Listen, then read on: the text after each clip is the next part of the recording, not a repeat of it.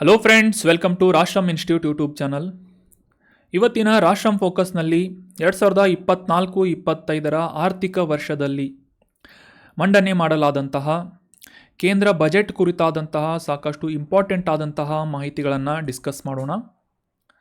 ನಮ್ಮ ಭಾರತದ ಬಜೆಟ್ ನಡೆದು ಬಂದ ಹಾದಿಯಾಗಿರ್ಬೋದು, ಐತಿಹಾಸಿಕವಾದಂತಹ ಕೆಲವೊಂದಿಷ್ಟು ಹಿಸ್ಟೋರಿಕಲ್ ಫ್ಯಾಕ್ಟ್ಸ್ಗಳನ್ನು ಮತ್ತು ಪ್ರಸ್ತುತ ಆರ್ಥಿಕ ವರ್ಷದಲ್ಲಿ ಭಾರತ ಹೊಂದಿರುವಂತಹ ಆರ್ಥಿಕ ಸ್ಥಿತಿಯ ಕುರಿತಾದಂತಹ ಮಾಹಿತಿಗಳು ಮತ್ತು ಈ ಯೂನಿಯನ್ ಬಜೆಟ್ನಲ್ಲಿ ಮೆನ್ಷನ್ ಮಾಡಲಾದಂತಹ ಪ್ರಮುಖ ಇಂಪಾರ್ಟೆಂಟ್ ಆದಂತಹ ಸರ್ಕಾರದ ಸ್ಕೀಮ್ಗಳ ಕುರಿತಾಗಿ ಕೂಡ ಸಾಕಷ್ಟು ಇಂಪಾರ್ಟೆಂಟ್ ಆದಂತಹ ಮಾಹಿತಿಗಳನ್ನು ಈ ಸೆಷನ್ನಲ್ಲಿ ಡಿಸ್ಕಸ್ ಮಾಡೋಣ.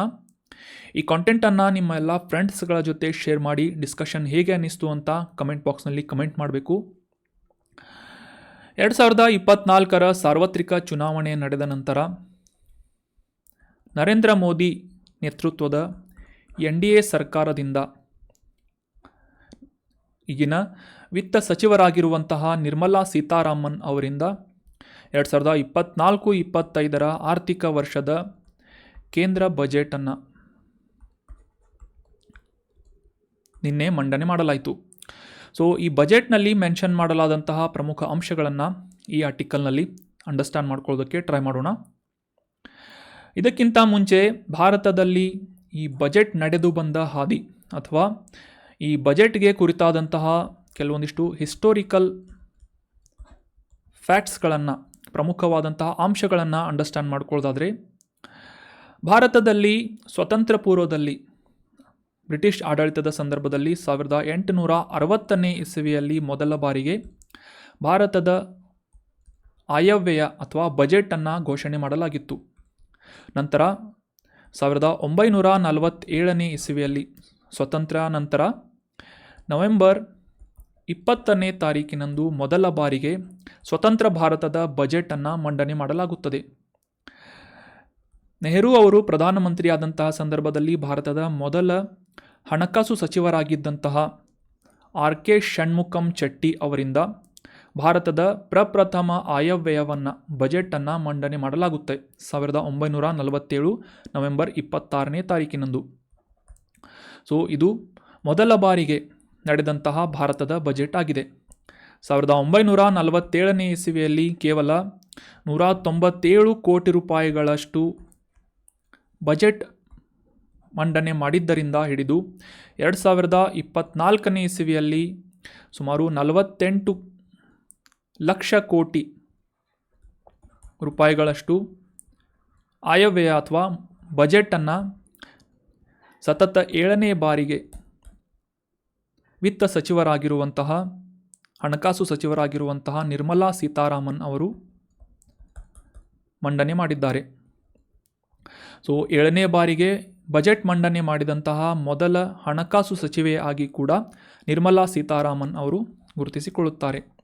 ಅದೇ ರೀತಿಯಾಗಿ ಭಾರತದ ಬಜೆಟ್ ಮಂಡನೆ ಮಾಡಿದಂತಹ ಮೊದಲ ಮಹಿಳೆ ಯಾರು ಅಂತಂದರೆ, ಇಂದಿರಾ ಗಾಂಧಿ ಅವರು ಪ್ರಧಾನಮಂತ್ರಿಯಾಗಿದ್ದಂತಹ ಸಂದರ್ಭದಲ್ಲಿ ಹಣಕಾಸು ಸಚಿವರಾಗಿದ್ದಂತಹ ಮೊರಾರ್ಜಿ ದೇಸಾಯಿ ಅವರು ರಾಜೀನಾಮೆಯನ್ನು ನೀಡಿದಂತಹ ಸಂದರ್ಭದಲ್ಲಿ ಆಗಿನ ಪ್ರಧಾನಮಂತ್ರಿಯಾಗಿದ್ದಂತಹ ಇಂದಿರಾ ಗಾಂಧಿ ಅವರು ಮೊದಲ ಬಾರಿಗೆ ಮಹಿಳೆಯಾಗಿ ಭಾರತದ ಬಜೆಟನ್ನು ಮಂಡನೆ ಮಾಡ್ತಾರೆ. ಈ ಬಜೆಟ್ ಅಂತಂದರೆ ಆ ಒಂದು ನಿರ್ದಿಷ್ಟವಾದಂತಹ ಆರ್ಥಿಕ ವರ್ಷದ ಒಂದು ಬ್ಲೂ ಪ್ರಿಂಟ್ ಅಂತ ನಾವು ಅಂಡರ್ಸ್ಟ್ಯಾಂಡ್ ಮಾಡ್ಕೋಬಹುದು. ಬ್ಲೂ ಪ್ರಿಂಟ್ ಅಥವಾ ನೀಲನಕ್ಷೆ ಅಂತ ನಾವು ಇದನ್ನು ಅಂಡರ್ಸ್ಟ್ಯಾಂಡ್ ಮಾಡ್ಕೋಬೇಕು.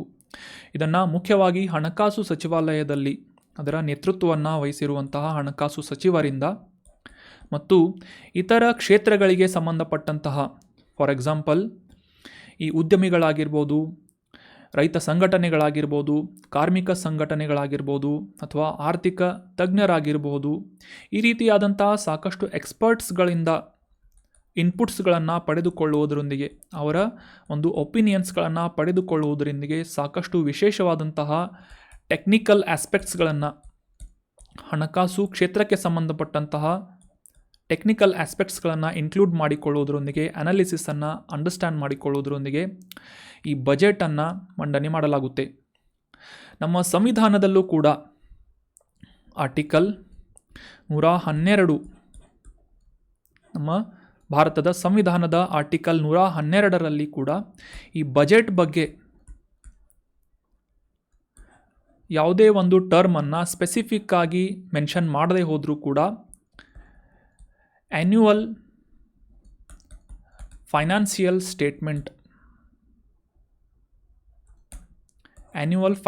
ಸ್ಟೇಟ್ಮೆಂಟ್ ಅಂತ ಆರ್ಟಿಕಲ್ 112ರಲ್ಲಿ ನಮ್ಮ ಇಂಡಿಯನ್ ಕಾನ್ಸ್ಟಿಟ್ಯೂಷನ್ನಲ್ಲಿ ಕೂಡ ಮೆನ್ಷನ್ ಮಾಡಲಾಗಿದೆ.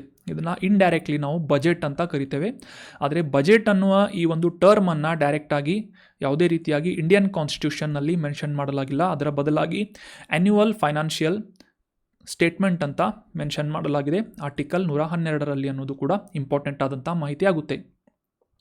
ಬಜೆಟ್ ಅಂದರೆ ಸಿಂಪಲ್ ಆಗಿ ಅಂಡರ್ಸ್ಟ್ಯಾಂಡ್ ಮಾಡ್ಕೊಳ್ಳೋದಾದರೆ ಯಾವುದೇ ಒಂದು ನಿರ್ದಿಷ್ಟ ವರ್ಷದಲ್ಲಿ, ಆರ್ಥಿಕ ವರ್ಷದಲ್ಲಿ ಕೇಂದ್ರ ಸರ್ಕಾರದಿಂದ, ಸೆಂಟ್ರಲ್ ಗೌರ್ಮೆಂಟ್ನಿಂದ ಅಲೋಕೇಶನ್ ಮಾಡಲಾಗುವಂತಹ ಒಂದು ಎಕ್ಸ್ಪೆಂಡಿಚರ್ಸ್ಗಳ ಅಥವಾ ವೆಚ್ಚ ಅಥವಾ ಖರ್ಚುಗಳು ಮತ್ತು ರೆವಿನ್ಯೂ ಅಥವಾ ಇನ್ಕಮ್, ಕೇಂದ್ರ ಸರ್ಕಾರಕ್ಕೆ ಬರುವಂತಹ ಇನ್ಕಮ್ ಅಥವಾ ರೆವಿನ್ಯೂ ರಿಸಿಟ್ಸ್ಗಳ ಕುರಿತಾದಂತಹ ಒಂದು ಅಂದಾಜನ್ನು, ಎಸ್ಟಿಮೇಟನ್ನು ಹೊಂದಿರುವಂತಹ ಒಂದು ದಾಖಲೆಯನ್ನು ಬಜೆಟ್ ಅಂತ ನಾವು ಸಿಂಪಲ್ಲಾಗಿ ಅಂಡರ್ಸ್ಟ್ಯಾಂಡ್ ಮಾಡ್ಕೋಬಹುದು. ಸೊ ರೆವಿನ್ಯೂ ಮತ್ತು ಈ ಎಕ್ಸ್ಪೆಂಡಿಚರ್ಸ್ಗಳ ನಡುವಿನ ವ್ಯತ್ಯಾಸವನ್ನು, ಸಪೋಸ್ ಈ ರೆವಿನ್ಯೂ ಅಥವಾ ಆದಾಯ ಆ ಒಂದು ವರ್ಷದಲ್ಲಿ ಹೆಚ್ಚಿಗೆ ಅಂದಾಜನ್ನು ಮಾಡಲಾಗಿದ್ದರೆ ಅಂತಹ ಬಜೆಟನ್ನು ರೆವಿನ್ಯೂ ಸರ್ಪ್ಲಸ್ ಬಜೆಟ್ ಅಂತ ಗುರುತಿಸಲಾಗುತ್ತೆ. ಅದೇ ರೀತಿಯಾಗಿ ಇನ್ ಕೇಸ್ ಈ ಖರ್ಚುಗಳು ಅಥವಾ ಎಕ್ಸ್ಪೆಂಡಿಚರ್ಸ್ಗಳು ಜಾಸ್ತಿ ಆದಂತಹ ಸಂದರ್ಭದಲ್ಲಿ ಅದನ್ನು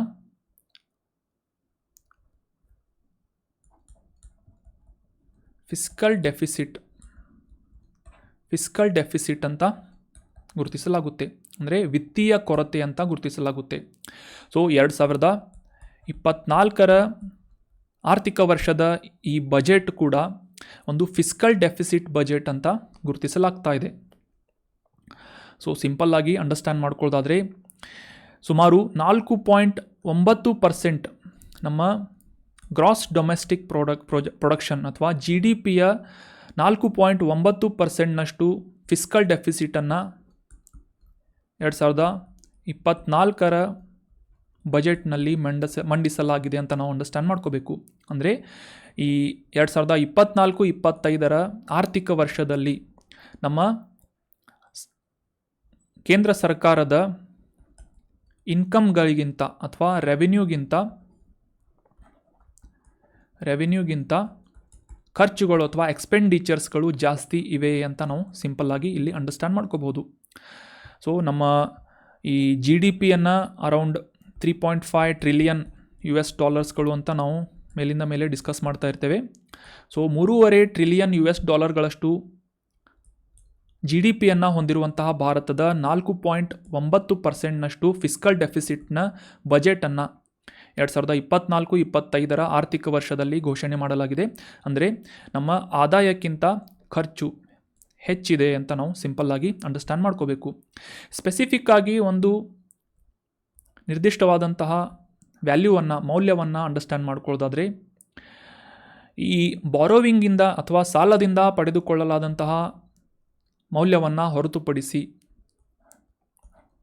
ರೂಪಿಸುವಂತಹ ರಿಸಿಟ್ಸ್ಗಳು 32 ಲಕ್ಷ ಕೋಟಿ ಆದರೆ ಟೋಟಲ್ ಎಕ್ಸ್ಪೆಂಡಿಚರ್ ಎಷ್ಟಿದೆ ಅಂತಂದರೆ, ಬಜೆಟ್ ಅಲೋಕೇಶನ್ ಎಕ್ಸ್ಪೆಂಡಿಚರ್ ಎಷ್ಟಿದೆ ಅಂತಂದರೆ 48.21 ಲಕ್ಷ ಕೋಟಿ ರೂಪಾಯಿಗಳಷ್ಟು ಬಜೆಟನ್ನು 2024-25ನೇ ವರ್ಷದಲ್ಲಿ ಘೋಷಣೆ ಮಾಡಲಾಗಿದೆ. ಇತ್ತೀಚೆಗೆ ನಮ್ಮ ರಾಜ್ಯ ಸರ್ಕಾರದ ಬಜೆಟನ್ನು ಕೂಡ ನಾವು ಡಿಸ್ಕಸ್ ಮಾಡಿದ್ವಿ. 3.71 ಲ್ಯಾಕ್ ಕ್ರೋರ್ ನಮ್ಮ ಮುಖ್ಯಮಂತ್ರಿಗಳಾದಂತಹ ಸಿದ್ದರಾಮಯ್ಯನವರು 3.71 ಲಕ್ಷ ಕೋಟಿ ರೂಪಾಯಿಗಳಷ್ಟು ರಾಜ್ಯ ಬಜೆಟನ್ನು ಘೋಷಣೆ ಮಾಡಿದರು. ಸೊ ಈಗ ಇದರ 12 ಪಟ್ಟು ಹೆಚ್ಚಾಗಿರುವಂತಹ 48 ಲಕ್ಷ ಕೋಟಿ ರೂಪಾಯಿಗಳಷ್ಟು ಬಜೆಟನ್ನು ನಮ್ಮ ಕೇಂದ್ರ ವಿತ್ತ ಸಚಿವರಾದಂತಹ ನಿರ್ಮಲಾ ಸೀತಾರಾಮನ್ ಅವರಿಂದ ಘೋಷಣೆ ಮಾಡಲಾಗಿದೆ ಅಥವಾ ಮಂಡನೆ ಮಾಡಲಾಗಿದೆ. ಸೊ ಅದೇ ರೀತಿಯಾಗಿ ಈ ಟ್ಯಾಕ್ಸ್ ಮೂಲಗಳಿಂದ ಪಡೆದುಕೊಳ್ಳುವಂತಹ ಒಂದು ಇನ್ಕಮ್ ಅಥವಾ ಟ್ಯಾಕ್ಸ್ ರಿಸಿಟ್ಸ್ಗಳು ಎಷ್ಟು ಅಂತಂದರೆ 25.83 ಲಕ್ಷ ಕೋಟಿ ರೂಪಾಯಿಗಳಷ್ಟು ಟ್ಯಾಕ್ಸ್ ರಿಸಿಟ್ಸ್ಗಳನ್ನು ಅಂದಾಜು ಮಾಡಲಾಗಿದೆ 2024-25ನೇ ವರ್ಷದಲ್ಲಿ ಅಂತ ನಾವು ಅಂಡರ್ಸ್ಟ್ಯಾಂಡ್ ಮಾಡ್ಕೋಬೋದು. ಅದೇ ರೀತಿಯಾಗಿ 2023-24ನೇ ಬಜೆಟ್ಗೆ ಕಂಪೇರ್ ಮಾಡಿದರೆ ಈ ವರ್ಷ ಸಾಲದ ರೂಪದಲ್ಲಿ ಪಡಿತಾ ಇರುವಂತಹ ಮೌಲ್ಯ ಏನಿದೆ ಸಾಕಷ್ಟು ಕಡಿಮೆಯಾಗಿದೆ ಅಂತ ನಾವು ಅಂಡರ್ಸ್ಟ್ಯಾಂಡ್ ಮಾಡ್ಕೋಬೋದು. ಫಾರ್ ಎಕ್ಸಾಂಪಲ್, ಈ ಮಾರ್ಕೆಟ್ ಬಾರೋವಿಂಗ್ಸ್ನಿಂದ ಮಾರುಕಟ್ಟೆಗಳಿಂದ ಸಾಲ ಪಡೆಯುವಂತಹ ಒಂದು ಮೂಲದಿಂದ ಸುಮಾರು 14 ಲಕ್ಷ ಕೋಟಿ ರೂಪಾಯಿಗಳಷ್ಟು ಎಸ್ಟಿಮೇಟನ್ನು 2024-25ರಲ್ಲಿ ಪ್ಲ್ಯಾನ್ ಮಾಡಲಾಗಿದ್ದು, ಈ ಸೆಕ್ಯುರಿಟೀಸ್ಗಳು ಮತ್ತು ಗೌರ್ಮೆಂಟ್ ಸೆಕ್ಯುರಿಟಿ ಮತ್ತು ಗೌರ್ಮೆಂಟ್ ಬಾಂಡ್ಸ್ಗಳಿಂದ ವಿತರಣೆ ಮಾಡುವುದರಿಂದ ಸುಮಾರು 11 ಲಕ್ಷ ಕೋಟಿ ರೂಪಾಯಿಗಳಷ್ಟು ಇನ್ಕಮನ್ನು ಅಥವಾ ಒಂದು ಬಾರೋವಿಂಗ್ಸನ್ನು ಪಡೆದುಕೊಳ್ಳುವಂತಹ ನಿಟ್ಟಿನಲ್ಲಿ ಬಜೆಟನ್ನು ಪ್ಲ್ಯಾನ್ ಮಾಡಲಾಗಿದೆ. 2020ನೇ ಇಸವಿಯವರೆಗೂ ಕೂಡ ಸಾಕಷ್ಟು ಫಿಸ್ಕಲ್ ಡಿಸಿಪ್ಲಿನನ್ನು ಮೇಂಟೈನ್ ಮಾಡಿದಂತಹ ಕೇಂದ್ರ ಸರ್ಕಾರ ಈ ಕೋವಿಡ್-19 ಲಾಕ್ಡೌನ್ ಆದ ನಂತರ ಮಂಡನೆ ಮಾಡಲಾದಂತಹ 2021ರ ಬಜೆಟ್ ಪ್ರಕಾರ 9.2% ಆಫ್ GDP,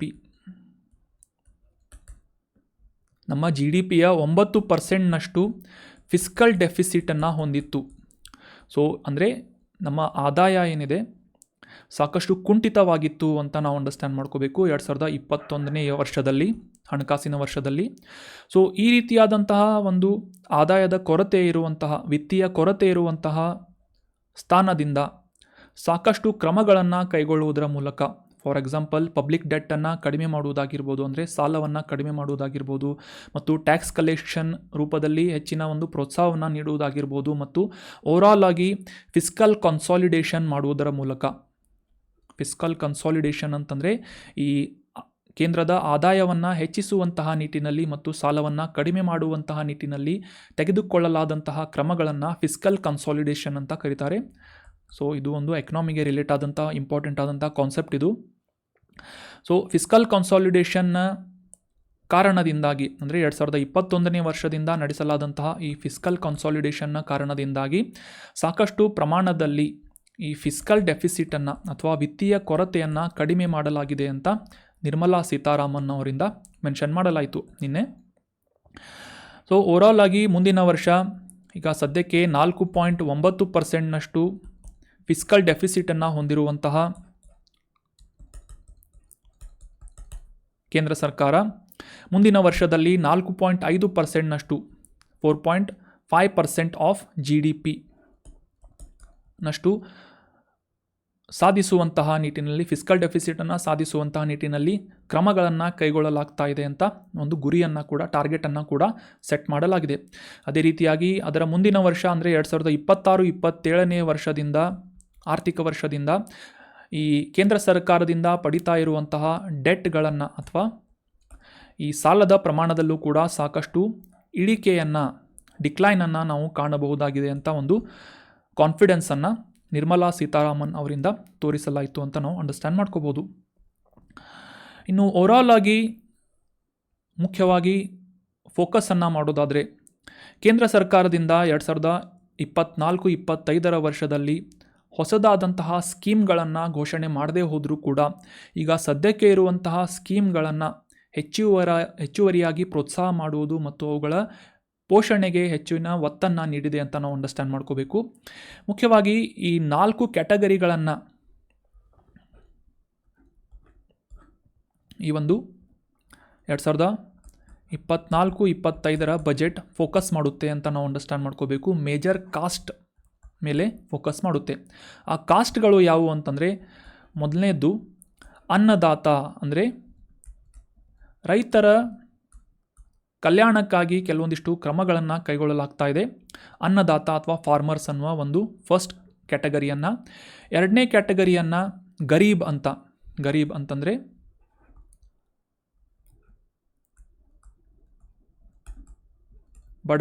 ಬಡವರು ಅಂತ. ಮೂರನೇ ಕ್ಯಾಟಗರಿಯಲ್ಲಿ ಮಹಿಳೆ ಅನ್ನುವ ಒಂದು ಕ್ಯಾಟಗರಿಯನ್ನು ಗುರುತಿಸಲಾಗಿದ್ದು, 4ನೇ ಕಾಸ್ಟ್ ಆಗಿ ಭಾರತದ ಯುವ ಜನತೆಯ ಅಭಿವೃದ್ಧಿಗೆ ಅವರ ಸ್ಕಿಲ್ ಆಗಿರ್ಬೋದು, ಅವರ ಎಜುಕೇಷನ್ ಆಗಿರ್ಬೋದು, ಈ ರೀತಿಯಾದಂತಹ ಪ್ರೋಗ್ರಾಮ್ಸ್ಗಳಲ್ಲಿ ಹೆಚ್ಚಿನ ಒತ್ತನ್ನು ನೀಡಲಾಗ್ತಾ ಇದೆ ಅಂತ ಈ 4 ಕಾಸ್ಟ್ಸ್ಗಳನ್ನು ನಾವು ಇಲ್ಲಿ ಅಂಡರ್ಸ್ಟ್ಯಾಂಡ್ ಮಾಡ್ಕೋಬೋದು. ಇದನ್ನು ಸ್ಪೆಸಿಫಿಕ್ ಆಗಿ ಬಜೆಟ್ನಲ್ಲಿ ಹೈಲೈಟ್ ಮಾಡಲಾಗಿದೆ. ಮೊದಲನೇದು ಅನ್ನದಾತ ಅಥವಾ ರೈತರು, ಎರಡನೇದು ಪುವರ್ ಅಥವಾ ಗರೀಬ್ ಅಂತ ಬಡ ಜನರು, ಮತ್ತು ಮಹಿಳೆಯರ ಅಭಿವೃದ್ಧಿಗಾಗಿ ಮತ್ತು ಯುವಕರ ಕಲ್ಯಾಣಕ್ಕಾಗಿ ಫೋಕಸನ್ನು ಮಾಡಿ ಬಜೆಟ್ ಅಲೋಕೇಶನನ್ನು ಮಾಡಲಾಗ್ತಾ ಇದೆ ಅಂತ ನಾವು ಅಂಡರ್ಸ್ಟ್ಯಾಂಡ್ ಮಾಡ್ಕೋಬೇಕು. ಅದೇ ರೀತಿಯಾಗಿ 4 ಪ್ರಮುಖವಾದಂತಹ ವಿಷಯ ಅಥವಾ ಥೀಮ್ಗಳನ್ನು ಕೂಡ 2024ರ ಬಜೆಟ್ನಲ್ಲಿ ಇನ್ಕ್ಲೂಡ್ ಮಾಡಲಾಗಿದ್ದು, ಹೆಚ್ಚಿನ ಪ್ರಮಾಣದಲ್ಲಿ ಉದ್ಯೋಗ ಸೃಷ್ಟಿಯ ಮೇಲೆ, ಎಂಪ್ಲಾಯ್ಮೆಂಟ್ ಜನರೇಷನ್ ಮೇಲೆ ಫೋಕಸನ್ನು ಮಾಡಲಾಗಿದೆ. ಎರಡನೇ ಫೋಕಸನ್ನು ಈ ಯುವ ಜನತೆಯ ಕೌಶಲ್ಯಾಭಿವೃದ್ಧಿಯ ಮೇಲೆ, ಸ್ಕಿಲ್ಲಿಂಗ್ ಮೇಲೆ ಇನ್ಕ್ಲೂಡ್ ಮಾಡಲಾಗಿದೆ. ಮತ್ತು ಭಾರತದಲ್ಲಿ ಬೆಳೀತಾ ಇರುವಂತಹ ಈ ಮೈಕ್ರೋ ಸ್ಮಾಲ್ ಮೀಡಿಯಂ ಎಂಟರ್ಪ್ರೈಸಸ್ಗಳು, ಅಂದರೆ ಸೂಕ್ಷ್ಮ, ಸಣ್ಣ ಮತ್ತು ಮಧ್ಯಮ ಕ್ಯಾಟಗರಿಯಲ್ಲಿ ಬರುವಂತಹ ಕೈಗಾರಿಕೆಗಳ ಮೇಲೆ ಹೆಚ್ಚುವರಿಯಾದಂತಹ ಒಂದು ಪ್ರೋತ್ಸಾಹವನ್ನು ನೀಡುವಂತಹ ಬಜೆಟ್ ಅಲೋಕೇಶನನ್ನು ನಾವು ಅಬ್ಸರ್ವ್ ಮಾಡ್ಬೋದು. ಓವರಾಲ್ ಆಗಿ ಈ ಬಜೆಟನ್ನು ಗಮನಿಸೋದಾದರೆ ಈ ಮಿಡಲ್ ಕ್ಲಾಸ್ ಅಥವಾ ಮಧ್ಯಮ ವರ್ಗದ ಒಂದು ಪೋಷಣೆಗಾಗಿ ಈ ಒಂದು ಬಜೆಟನ್ನು ಕೇಂದ್ರೀಕರಿಸಲಾಗಿದೆ ಅಂತ ನಾವು ಅಬ್ಸರ್ವ್ ಮಾಡ್ಬೋದು. ಸೊ ಡೀಟೇಲ್ ಆಗಿ ಇದರ ಬಗ್ಗೆ ಅಂಡರ್ಸ್ಟ್ಯಾಂಡ್ ಮಾಡ್ಕೊಳ್ತಾ ಹೋಗೋಣ. ಯುವಜನರ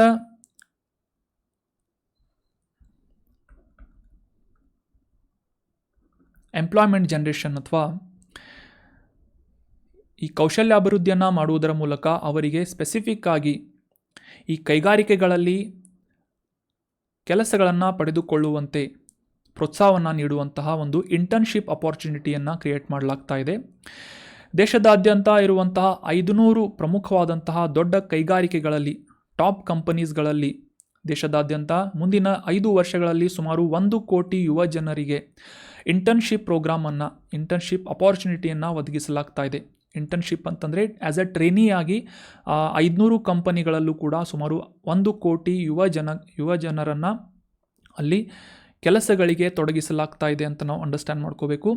ಇದರ ಮೂಲಕ, ಈ ಒಂದು ಪ್ರೋಗ್ರಾಮ್ನ ಮೂಲಕ ಯುವ ಜನರಿಗೆ ಮಾಸಿಕವಾಗಿ 5,000 ರೂಪಾಯಿಗಳ ಅಲೌವನ್ಸನ್ನು ನೀಡುವುದು ಅಷ್ಟೇ ಅಲ್ಲದೆ, ಈ ಕಂಪನಿಗಳಿಂದ ಕೂಡ ಕಾರ್ಪೊರೇಟ್ ಸೋಷಿಯಲ್ ರೆಸ್ಪಾನ್ಸಿಬಿಲಿಟಿ ಅನ್ನುವ ಈ ಒಂದು ಪಾರ್ಟ್ನ ಭಾಗವಾಗಿ 6,000 ರೂಪಾಯಿಗಳ ಒನ್ ಟೈಮ್ ಅಸಿಸ್ಟೆನ್ಸನ್ನು ಕೂಡ ನೀಡಲಾಗ್ತಾ ಇದೆ. ಸೊ ಇದು ಮುಖ್ಯವಾಗಿ ಇಂಟರ್ನ್ಶಿಪ್ ಅಪಾರ್ಚುನಿಟಿ ಅಥವಾ ಉದ್ಯೋಗ ಸೃಷ್ಟಿಯ ಒಂದು ಪ್ರಮುಖವಾದಂತಹ ಸ್ಟೆಪ್ ಅಥವಾ ಕ್ರಮ ಅಂತ ನಾವು ಇಲ್ಲಿ ಅಂಡರ್ಸ್ಟ್ಯಾಂಡ್ ಮಾಡ್ಕೋಬೇಕು. ದೇಶದಾದ್ಯಂತ 1 ಕೋಟಿ ಯುವ ಜನರಿಗೆ ಇಂಟರ್ನ್ಶಿಪ್ ಪ್ರೋಗ್ರಾಮನ್ನು ಸುಮಾರು 500 ಕಂಪನಿಗಳಲ್ಲಿ ಒದಗಿಸುವಂತಹ ಮತ್ತು ಅವರಿಗೆ ಮಾಸಿಕವಾಗಿ 5,000 ರೂಪಾಯಿಗಳ ಅಲೌವನ್ಸನ್ನು ನೀಡುವುದರ ಮೂಲಕ ಮತ್ತು ಈ ಕಂಪನಿಗಳ CSR ಆ್ಯಕ್ಟಿವಿಟೀಸ್ ಅಥವಾ ಕಾರ್ಪೊರೇಟ್ ಸೋಷಿಯಲ್ ರೆಸ್ಪಾನ್ಸಿಬಿಲಿಟಿ ಆ್ಯಕ್ಟಿವಿಟಿಯ ಮೂಲಕ ಒನ್ ಟೈಮ್ ಅಸಿಸ್ಟೆನ್ಸ್ ಆಗಿ 6,000 ರೂಪಾಯಿಗಳನ್ನು ವಿತರಿಸಲಾಗುವಂತೆ ನೋಡಿಕೊಳ್ಳಲಾಗ್ತಾ ಇದೆ. ಪ್ರಧಾನಮಂತ್ರಿಯವರ 5th ಪ್ಯಾಕೇಜ್ ಅಂತ ಇದನ್ನು ಅಂಡರ್ಸ್ಟ್ಯಾಂಡ್ ಮಾಡ್ಕೋಬಹುದು.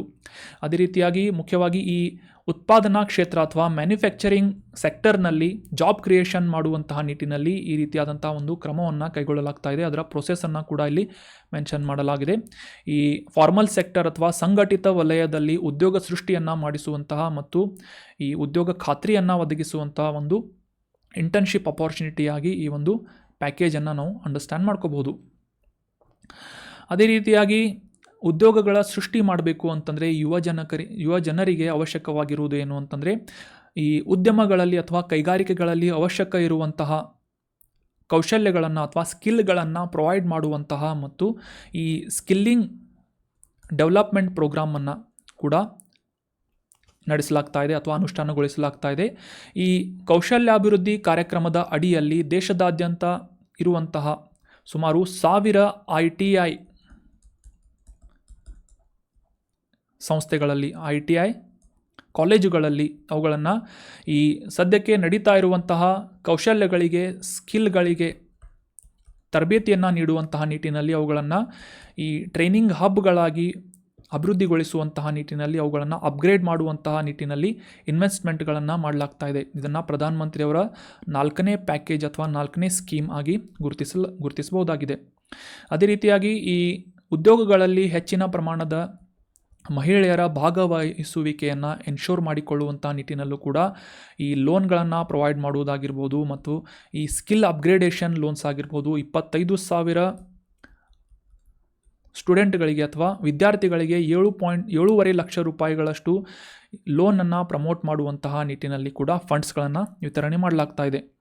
ಮತ್ತು ಈ ವೌಚರ್ 1 ಲಕ್ಷ ರೂಪಾಯಿಗಳಷ್ಟು ಈ ವೌಚರ್ಗಳನ್ನು ನೀಡುವುದು ಮತ್ತು ಉನ್ನತ ಶಿಕ್ಷಣಕ್ಕೆ ದೇಶದಲ್ಲಿ ಈ ಉನ್ನತ ಶಿಕ್ಷಣಕ್ಕೆ ಪ್ರೋತ್ಸಾಹವನ್ನು ನೀಡುವಂತಹ ನಿಟ್ಟಿನಲ್ಲಿ ಫೈನಾನ್ಷಿಯಲ್ ಅಸಿಸ್ಟೆನ್ಸನ್ನು ಹಣಕಾಸಿನ ನೆರವನ್ನು ಸುಮಾರು 10 ಲಕ್ಷ ರೂಪಾಯಿಗಳವರೆಗೆ ನೀಡುವಂತಹ ಮತ್ತು ಈ ಪಡೆದುಕೊಂಡಂತಹ ಸಾಲದ ಮೇಲೆ ಸುಮಾರು 3%ನಷ್ಟು ಎಜುಕೇಷನ್ ಲೋನ್ ಮೇಲೆ 3% ಸಬ್ಸಿಡಿಯನ್ನು ಕೂಡ ವಿತರಿಸಲಾಗುವುದು ಅಂತ ಈ ಒಂದು ಬಜೆಟ್ನಲ್ಲಿ ಮಂಡಿಸಲಾಗಿದೆ. ಸೊ ಈ ಸ್ಕಿಲ್ಲಿಂಗ್ ಅಪ್ಗ್ರೇಡೇಷನ್ ಮುಖಾಂತರ ಮುಂದಿನ 5 ವರ್ಷಗಳಲ್ಲಿ 20 ಲಕ್ಷ ಯುವ ಜನರು ಏನು ಮಾಡ್ತಾ ಇದ್ದಾರೆ, ಸ್ಕಿಲ್ಲನ್ನು ಹೆಚ್ಚಿನ ಕೌಶಲ್ಯಗಳನ್ನು ಪಡೆದುಕೊಳ್ಳಲಿದ್ದಾರೆ ಅಂತ ಒಂದು ಮೆನ್ಷನನ್ನು ಮಾಡಲಾಗಿದೆ.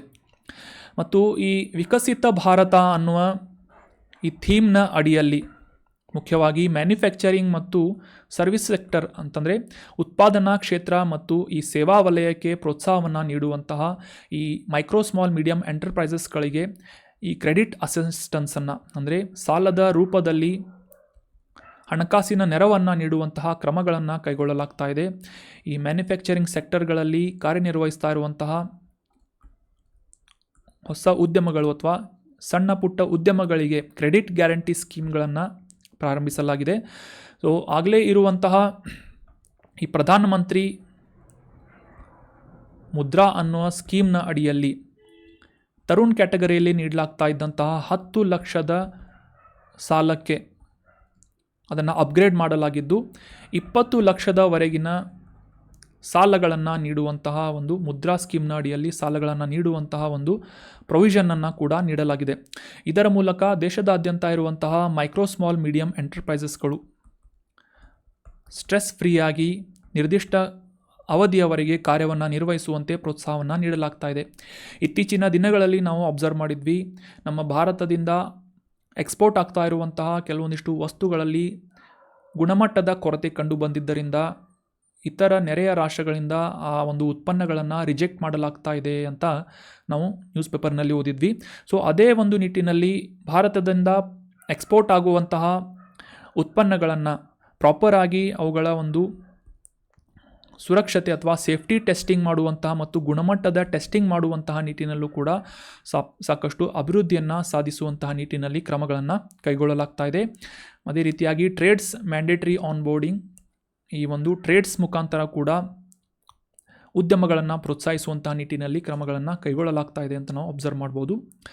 ಈ ಪ್ರಧಾನಮಂತ್ರಿ ಮುದ್ರಾ ಯೋಜನೆಯ ಕುರಿತಾಗಿ ಅಂಡರ್ಸ್ಟ್ಯಾಂಡ್ ಮಾಡ್ಕೊಳ್ಳೋದಾದರೆ ಸಾಕಷ್ಟು ಇಂಪಾರ್ಟೆಂಟ್ ಆದಂತಹ ಈ ಒಂದು ಸ್ಕೀಮ್ ಇದು 2015ನೇ ಇಸವಿಯಲ್ಲಿ ಕಾರ್ಪೊರೇಟ್ ಅಲ್ಲದಂತಹ ಸಂಸ್ಥೆಗಳು ಮತ್ತು ಕೃಷಿಯೇತರ ಅಂದರೆ ಕೃಷಿ ಕ್ಷೇತ್ರವನ್ನು ಹೊರತುಪಡಿಸಿ ಉಳಿದಂತಹ ಸೂಕ್ಷ್ಮ ಮತ್ತು ಸಣ್ಣ ಉದ್ಯಮಗಳಿಗೆ ಪ್ರೋತ್ಸಾಹ ನೀಡುವಂತಹ ನಿಟ್ಟಿನಲ್ಲಿ 10 ಲಕ್ಷದವರೆಗಿನ ಸಾಲವನ್ನು ನೀಡುವಂತಹ ಆಪರೇಟಿಂಗ್ ಲೋನ್ಸ್ಗಳನ್ನು ನೀಡುವಂತಹ ಒಂದು ಸಂಸ್ಥೆಯಾಗಿ ಮುದ್ರಾ ಅನ್ನುವ ಸಂಸ್ಥೆಯನ್ನು ಅಥವಾ ಏಜೆನ್ಸಿಯನ್ನು ಸ್ಥಾಪಿಸಲಾಗಿತ್ತು.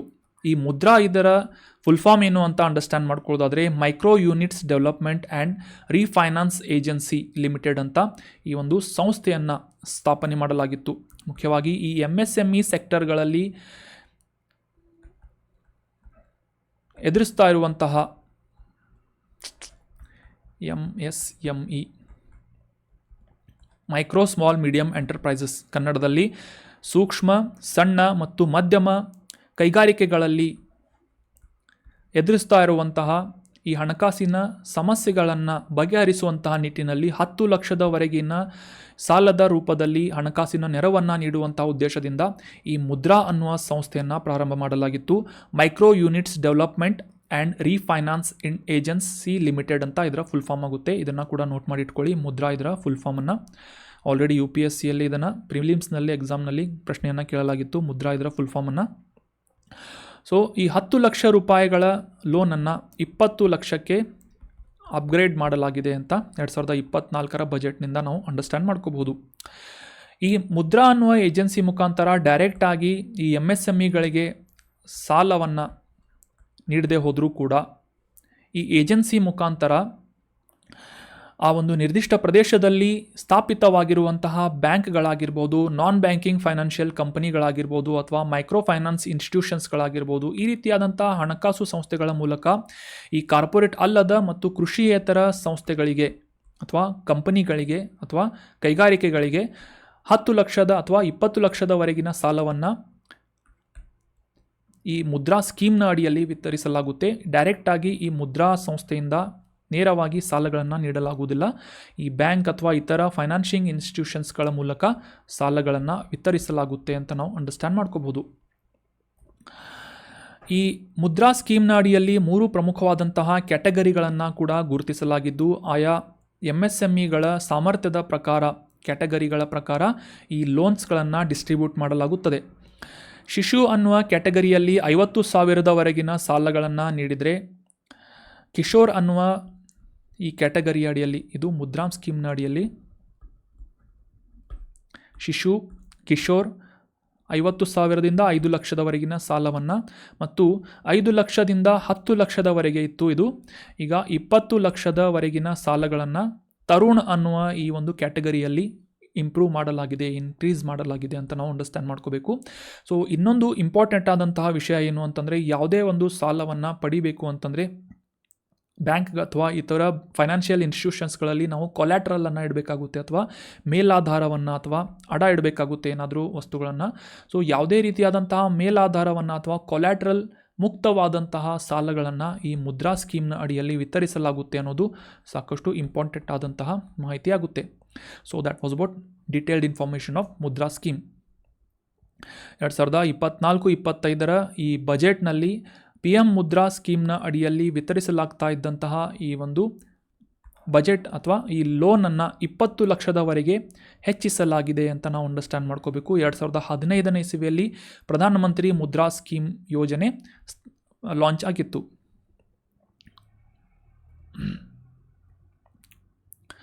ಇನ್ನು ದೇಶದಾದ್ಯಂತ ಈ ಸಣ್ಣ ಕೈಗಾರಿಕೆಗಳು ಮತ್ತು ಈ ಮೈಕ್ರೋ ಸ್ಮಾಲ್ ಮೀಡಿಯಂ ಎಂಟರ್ಪ್ರೈಸಸ್ಗಳಿಗೆ ಪ್ರೋತ್ಸಾಹ ನೀಡುವಂತಹ ನಿಟ್ಟಿನಲ್ಲಿ ಮತ್ತು ಅವುಗಳಿಗೆ ಅವಶ್ಯಕವಾಗಿರುವಂತಹ ಈ ಲೈಸೆನ್ಸ್ಗಳನ್ನು ಪಡೆದುಕೊಳ್ಳುವಂತಹ ನಿಟ್ಟಿನಲ್ಲಿ ಸಹಾಯಕವಾಗಿ ಕಾರ್ಯನಿರ್ವಹಿಸ್ತಾ ಇರುವಂತಹ ಸಂಸ್ಥೆ SIDBI ಅನ್ನುವ ಸಂಸ್ಥೆ, small industrial development bank of India.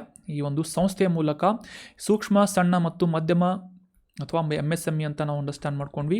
So ಈ MSME ಸೆಕ್ಟರ್ಗಳಲ್ಲಿ ಅವಶ್ಯಕವಾಗಿರುವಂತಹ ಲೈಸೆನ್ಸಿಂಗ್ ಆಗಿರ್ಬೋದು, ಅಂದರೆ ಪರವಾನಿಗೆ ಪಡೆಯುವುದಾಗಿರ್ಬೋದು ಅಥವಾ ಅದನ್ನು ರೆಗ್ಯುಲೇಟ್ ಮಾಡುವುದಾಗಿರ್ಬೋದು, ಈ ರೀತಿಯಾದಂತಹ ಕಾರ್ಯಕ್ರಮವನ್ನು ಕ್ಯಾರಿಔಟ್ ಮಾಡುವಂತಹ ಒಂದು ನಿಯಂತ್ರಕ ಸಂಸ್ಥೆಯಾಗಿ SIDBI ಅನ್ನುವ ಸಂಸ್ಥೆ ಕಾರ್ಯವನ್ನು ನಿರ್ವಹಿಸ್ತಾ ಇದೆ. 1990 ಏಪ್ರಿಲ್ 2ನೇ ತಾರೀಕಿನಂದು ಈ IDBI ಬ್ಯಾಂಕ್ನ ಅಡಿಯಲ್ಲಿ ಸಂಪೂರ್ಣ ಸ್ವಾಮ್ಯದ ಅಂಗಸಂಸ್ಥೆಯಾಗಿ ಈ SIDBIಯನ್ನು ಸ್ಥಾಪನೆ ಮಾಡಲಾಗುತ್ತೆ ಒಂದು ಆ್ಯಕ್ಟ್ನ ಮುಖಾಂತರ. ನಂತರ 2000ನೇ ಇಸವಿಯಲ್ಲಿ IDBI ಬ್ಯಾಂಕ್ನೊಂದಿಗೆ ಹೊಂದಿದ್ದಂತಹ ಲಿಂಕನ್ನು ಡಿಲಿಂಕ್ ಮಾಡುವುದರ ಮೂಲಕ SIDBI ಒಂದು ಸಂಪೂರ್ಣವಾಗಿ ಸ್ವಾಯತ್ತವಾದಂತಹ ಸಂಸ್ಥೆಯಾಗಿ ಗುರುತಿಸಿಕೊಳ್ಳುತ್ತೆ. ಇದರ ಮುಖ್ಯ ಉದ್ದೇಶ ಏನು ಅಂತ ನಾವು ಆಲ್ರೆಡಿ ಅಂಡರ್ಸ್ಟ್ಯಾಂಡ್ ಮಾಡ್ಕೊಂಡ್ವಿ.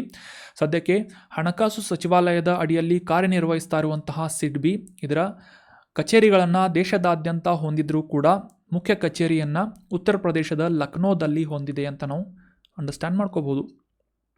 ಇನ್ನು ಈ small industrial development bank of India ಈ ರೀತಿಯಾದಂತಹ ಸಂಸ್ಥೆಗಳ ಸುಮಾರು 24 ಬ್ರ್ಯಾಂಚಸ್ಗಳನ್ನು ಆಲ್ ಓವರ್ ಇಂಡಿಯಾ ಸ್ಥಾಪನೆ ಮಾಡುವಂತಹ ಗುರಿಯನ್ನು ಕೂಡ ಈ ಬಜೆಟ್ ಹೊಂದಿದೆ ಅಂತ ನಾವು ಅಂಡರ್ಸ್ಟ್ಯಾಂಡ್ ಮಾಡ್ಕೋಬೋದು. ಮುಂದಿನ 3 ವರ್ಷಗಳಲ್ಲಿ ಸುಮಾರು 24 ಹೊಸ ಬ್ರ್ಯಾಂಚಸ್ಗಳನ್ನು, ಶಾಖೆಗಳನ್ನು ಸ್ಥಾಪನೆ ಮಾಡುವಂತಹ ಗುರಿಯನ್ನು ಈ ಬಜೆಟ್ ಹೊಂದಿದೆ. ಸೊ ಈ ಬ್ರ್ಯಾಂಚಸ್ಗಳನ್ನು ಇನ್ಕ್ರೀಸ್ ಮಾಡ್ತಾ ಇದೆ ಅಂತ ಅಂಡರ್ಸ್ಟ್ಯಾಂಡ್ ಮಾಡ್ಕೊಳ್ಳೋದರೊಂದಿಗೆ SIDBI ಅಂದರೆ ಏನು ಮತ್ತು ಇದರ ಮುಖ್ಯವಾದಂತಹ ಮ್ಯಾಂಡೇಟ್ಸ್ಗಳು ಏನು, ಜವಾಬ್ದಾರಿಗಳು ಏನು ಅಂತ ಕೂಡ ನಾವು ಕ್ಲಿಯರಾಗಿ ಇಲ್ಲಿ back to back GK relate ಆದಂತಹ ಮಾಹಿತಿಗಳನ್ನು ಕೂಡ ಕವರ್ ಮಾಡಿದ್ವಿ. ಸೊ ಸಾಕಷ್ಟು ಇನ್ಫಾರ್ಮೇಷನ್ಸ್ಗಳನ್ನು ಫಿಲ್ಟರ್ ಮಾಡೋದರ ಮೂಲಕ ಈ ಕಂಟೆಂಟನ್ನು ಪ್ರಿಪೇರ್ ಮಾಡಲಾಗುತ್ತೆ. ನಿಮ್ಮ ಎಕ್ಸಾಮ್ಸ್ಗಳಿಗೂ ಕೂಡ ಸಾಕಷ್ಟು ಇಂಪಾರ್ಟೆಂಟ್ ಆದಂತಹ ಮಾಹಿತಿಗಳು ಇರುತ್ತೆ. ಅದರಲ್ಲೂ ಮುಖ್ಯವಾಗಿ ಈ ಬಜೆಟ್ ರಿಲೇಟ್ ಆದಂತಹ ಸಾಕಷ್ಟು ಇಂಪಾರ್ಟೆಂಟ್ ಮಾಹಿತಿಗಳನ್ನು ಈಗ ನಾವು ಡಿಸ್ಕಸ್ ಮಾಡ್ತಾ ಇದ್ದೀವಿ. ಏನಾದರೂ ಡೌಟ್ಸ್ ಇದ್ದರೆ ಕಮೆಂಟ್ ಬಾಕ್ಸ್ನಲ್ಲಿ ಕಮೆಂಟ್ ಮಾಡಿ. ಅದೇ ರೀತಿಯಾಗಿ ದೇಶದಾದ್ಯಂತ ಈ ಮಧ್ಯಮ ವರ್ಗ ಮತ್ತು ಈ ಬಡ ಜನರಿಗೆ ಮನೆಗಳನ್ನು ಕಟ್ಟಿಕೊಡುವಂತಹ ನಿರ್ಮಾಣ ಮಾಡುವಂತಹ ಒಂದು ಯೋಜನೆ ಪ್ರಧಾನಮಂತ್ರಿ ಆವಾಸ್ ಯೋಜನೆ. ಸೊ ಈ ಪ್ರಧಾನಮಂತ್ರಿ ಆವಾಸ್ ಯೋಜನೆಯಲ್ಲಿ ಇರುವಂತಹ ಪ್ರಮುಖ ಕ್ಯಾಟಗರಿಗಳಾದಂತಹ ಗ್ರಾಮೀಣ ಮತ್ತು ಅರ್ಬನ್ ಅಥವಾ ನಗರ ಮತ್ತು ಗ್ರಾಮೀಣ ಪ್ರದೇಶಗಳ ಈ ಒಂದು ಪ್ರಧಾನಮಂತ್ರಿ ಆವಾಸ್ ಯೋಜನೆಯ ಅಡಿಯಲ್ಲಿ ಮುಂದಿನ ವರ್ಷಗಳಲ್ಲಿ ಸುಮಾರು 3 ಕೋಟಿ ಹೆಚ್ಚುವರಿಯಾದಂತಹ ಮನೆಗಳನ್ನು ಕೂಡ ನಿರ್ಮಾಣ ಮಾಡುವುದಾಗಿ ಘೋಷಣೆ ಮಾಡಲಾಗಿದೆ. ಸೊ ಅದಕ್ಕೆ ಅಗತ್ಯವಿರುವಂತಹ ಫಂಡಿಂಗ್ಸ್ಗಳನ್ನು ಕೂಡ ವಿತರಣೆ ಮಾಡುವುದಾಗಿ ಈ ಬಜೆಟ್ನ ಮೂಲಕ ಘೋಷಣೆ ಮಾಡಲಾಗಿದೆ. ಸೊ ಈ ಪ್ರಧಾನಮಂತ್ರಿ ಆವಾಸ್ ಯೋಜನೆ 2.0 ಇದರ ಅಡಿಯಲ್ಲಿ ದೇಶದಾದ್ಯಂತ ಸುಮಾರು 1 ಕೋಟಿ ನಗರ ಮತ್ತು ಈ ಅರ್ಬನ್ ಅಂತ ಸ್ಪೆಸಿಫಿಕ್ ಆಗಿ ಈ ನಗರ ಬಡ ಜನರು ಮತ್ತು ಮಿಡಲ್ ಕ್ಲಾಸ್ ಅಥವಾ ಮಧ್ಯಮ ವರ್ಗದ ಜನರಿಗೆ ಮನೆಗಳನ್ನು ನಿರ್ಮಾಣ ಮಾಡಿಕೊಡುವಂತಹ ನಿಟ್ಟಿನಲ್ಲಿ 10 ಲಕ್ಷ ಕೋಟಿ ರೂಪಾಯಿಗಳಷ್ಟು ಇನ್ವೆಸ್ಟ್ಮೆಂಟನ್ನು ಮಾಡಲಾಗುವುದು ಅಂತ ಘೋಷಣೆ ಮಾಡಲಾಗಿದೆ. ಪ್ರಧಾನಮಂತ್ರಿ ಆವಾಸ್ ಯೋಜನೆ ಅರ್ಬನ್ ಅಂದರೆ ನಗರ 2.0 ಅಂತ ಅಂದರೆ 2ನೇ ಹಂತದ ಈ ಒಂದು ಯೋಜನೆಯಾಗಿದೆ. ಇದು ಮುಖ್ಯವಾಗಿ ಫೋಕಸ್ ಮಾಡುತ್ತೆ ಎಲ್ಲಿ ಅಂತಂದರೆ ಈ ನಗರ ವಲಯದಲ್ಲಿರುವಂತಹ ಬಡ ಮತ್ತು ಮಧ್ಯಮ ವರ್ಗದ ಜನರಿಗೆ ಪಕ್ಕಾ ಮನೆಗಳನ್ನು ನಿರ್ಮಾಣ ಮಾಡಿಕೊಡುವಂತೆ ಸುಮಾರು 1 ಕೋಟಿ ಕುಟುಂಬಗಳಿಗೆ ಅನುಕೂಲ ಆಗುವಂತೆ ಈ ಒಂದು 10 ಲಕ್ಷ ಕೋಟಿ ರೂಪಾಯಿಗಳ ವೆಚ್ಚದಲ್ಲಿ ಈ ಬಜೆಟ್ ಅಲೋಕೇಶನನ್ನು ಮಾಡಲಾಗ್ತಾ ಇದೆ. ಇದರಲ್ಲಿ ಮುಂದಿನ 5 ವರ್ಷಗಳಲ್ಲಿ ಕೇಂದ್ರ ಸರ್ಕಾರದಿಂದ 2.2 ಲಕ್ಷ ಕೋಟಿ ರೂಪಾಯಿಗಳಷ್ಟು ಸೆಂಟ್ರಲ್ ಗೌರ್ಮೆಂಟ್ನಿಂದ ಅಸಿಸ್ಟೆನ್ಸನ್ನು ನೀಡಲಾಗುವುದು. ಇದು ಒಂದು ಕೇಂದ್ರ ಪ್ರಾಯೋಜಿತ ಅಂದರೆ centrally sponsored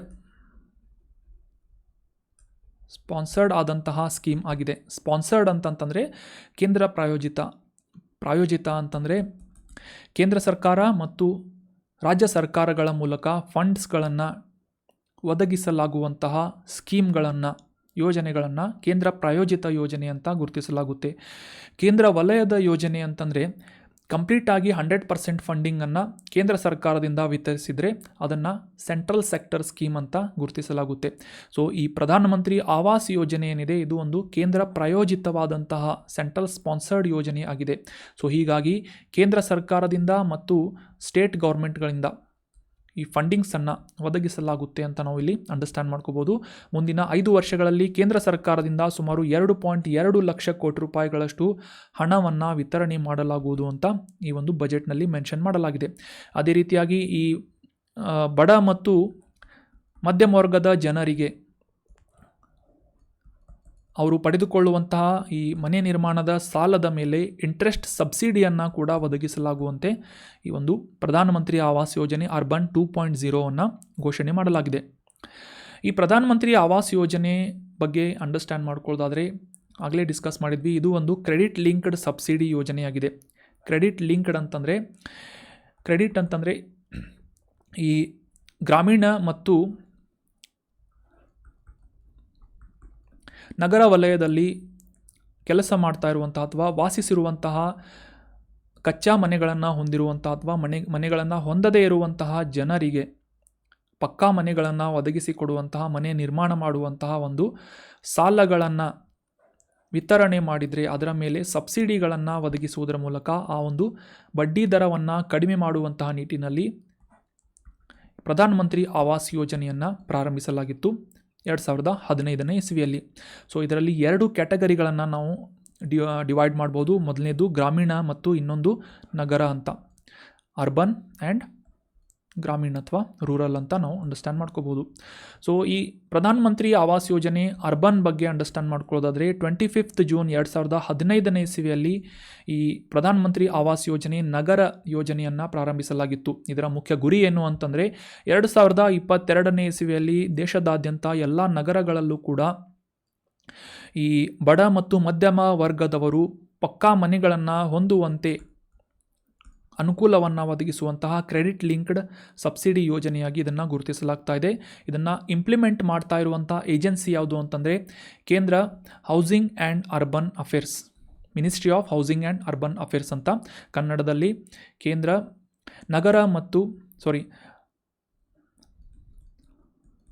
housing and urban ನಗರ ವ್ಯವಹಾರಗಳ ಸಚಿವಾಲಯ ಅಂತ ನಾವು ಇಲ್ಲಿ ಅಂಡರ್ಸ್ಟ್ಯಾಂಡ್ ಮಾಡ್ಕೋಬೋದು.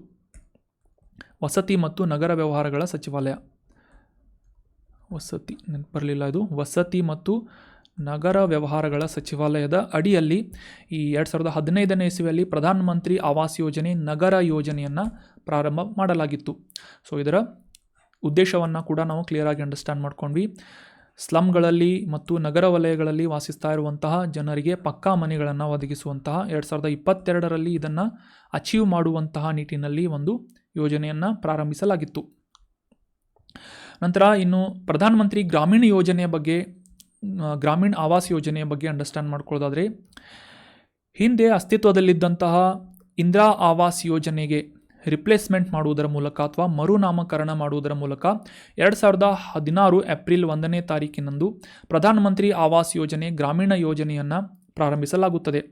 ಸೊ ಇದರ ಅಡಿಯಲ್ಲಿ 2022ನೇ ಇಸವಿಯವರೆಗೆ ಈ ಗ್ರಾಮೀಣ ಪ್ರದೇಶದಲ್ಲಿ ಬಡತನ ರೇಖೆಗಿಂತ ಕೆಳಗಡೆ ವಾಸಿಸ್ತಾ ಇರುವಂತಹ ಬಿಲೋ ಪಾವರ್ಟಿ ಲೈನ್ BPL ಕಾರ್ಡನ್ನು ಹೊಂದಿದಂತಹ ಎಲ್ಲ ಜನರಿಗೂ ಕೂಡ ಪಕ್ಕಾ ಮನೆಗಳನ್ನು ಒದಗಿಸುವಂತಹ, ಅಂದರೆ ರಿಪೇರಿ ಮಾಡಲು ಸಾಧ್ಯವಾಗದೇ ಇರುವಂತಹ ಮನೆಗಳನ್ನು ತೆಗೆದು ಪಕ್ಕಾ ಮನೆಗಳನ್ನು ಒದಗಿಸುವಂತಹ ಒಂದು ಯೋಜನೆ ಪ್ರಧಾನಮಂತ್ರಿ ಗ್ರಾಮೀಣ ಆವಾಸ್ ಯೋಜನೆ ಆಗಿದೆ. ಅಂದರೆ 2022 ಮಾರ್ಚ್ವರೆಗೆ ಈ ಒಂದು ಗುರಿಯನ್ನು ಸಾಧಿಸುವಂತಹ ಒಂದು ಟಾರ್ಗೆಟನ್ನು ಸೆಟ್ ಮಾಡಲಾಗಿತ್ತು 2016ನೇ ಇಸವಿಯಲ್ಲಿ. ಅದಕ್ಕಿಂತ ಹಿಂದೆ ಎಕ್ಸಿಸ್ಟ್ ಆದಂತಹ ಇಂದಿರಾ ಆವಾಸ್ ಯೋಜನೆಯನ್ನು ರಿಪ್ಲೇಸ್ ಮಾಡಿ ಪ್ರಧಾನಮಂತ್ರಿ ಆವಾಸ್ ಗ್ರಾಮೀಣ ಯೋಜನೆಯನ್ನು ಪ್ರಾರಂಭಿಸಲಾಗಿತ್ತು. ಇನ್ನು ಇದರ ಫಂಡಿಂಗ್ಸ್ಗಳ ಅಥವಾ ನಿಧಿಗಳ ಬಗ್ಗೆ ಅಂಡರ್ಸ್ಟ್ಯಾಂಡ್ ಮಾಡ್ಕೊಳ್ಳೋದಾದರೆ, ಆಲ್ರೆಡಿ ನಾವು ಡಿಸ್ಕಸ್ ಮಾಡಿದ್ವಿ. ಎಲ್ಲ ಪ್ರಮುಖವಾದಂತಹ ರಾಜ್ಯಗಳಲ್ಲಿ 60% ಅನುದಾನವನ್ನು ಅಥವಾ ಹಣಕಾಸಿನ ನೆರವನ್ನು ಕೇಂದ್ರ ಸರ್ಕಾರದಿಂದ, ಸೆಂಟ್ರಲ್ ಗೌರ್ಮೆಂಟ್ನಿಂದ ನೀಡಿದರೆ 40% ನಿಧಿಯನ್ನು ಆಯಾ ರಾಜ್ಯ ಸರ್ಕಾರಗಳಿಂದ, ಸ್ಟೇಟ್ ಗೌರ್ಮೆಂಟ್ಗಳಿಂದ ನೀಡಲಾಗುತ್ತೆ. ಸೊ ಈ ರೀತಿಯಾಗಿ ಒಂದು ಕೇಂದ್ರ ಪ್ರಾಯೋಜಿತವಾದಂತಹ ಸೆಂಟ್ರಲ್ ಮತ್ತು ಸ್ಟೇಟ್ ಗೌರ್ಮೆಂಟ್ಗಳ ಪ್ರಾಯೋಜಕತ್ವದಲ್ಲಿ ಒಂದು ಯೋಜನೆಯನ್ನು ಪ್ರಾರಂಭಿಸಲಾಗಿತ್ತು, ಪ್ರಧಾನಮಂತ್ರಿ ಆವಾಸ್ ಯೋಜನೆಯನ್ನು. ಇನ್ನು ಉಳಿದಂಥ ರಾಜ್ಯಗಳಾದಂತಹ ಈ ಈಶಾನ್ಯ ಭಾಗದಲ್ಲಿರುವಂತಹ ರಾಜ್ಯಗಳು ಮತ್ತು ಈ ಹಿಲ್ಲಿ ರೀಜನ್ನಲ್ಲಿರುವಂತಹ ಸ್ಟೇಟ್ಗಳನ್ನು ಗುರುತುಪಡಿಸಿ ಅವುಗಳ ಒಂದು ಫಂಡಿಂಗ್ಸ್ಗಳನ್ನು 90-10% ವಿಭಾಗಿಸಲಾಗಿದೆ. ಅಂದರೆ ಇದರ 90%